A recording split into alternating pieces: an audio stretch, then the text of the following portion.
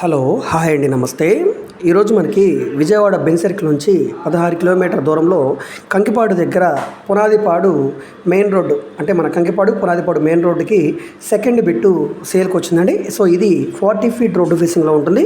దీనికి తూర్పు పడమర రెండు వైపులా కూడా రోడ్లు ఉన్నాయి.